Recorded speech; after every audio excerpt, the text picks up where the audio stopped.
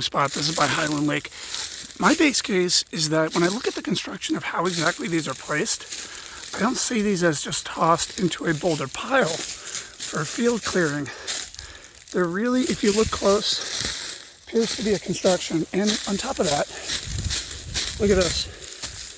See this slab? It's bigger than it looks. That piece doesn't end up there because of anything other than it being placed there, lifted, split further and placed there. And there are many of these mounds all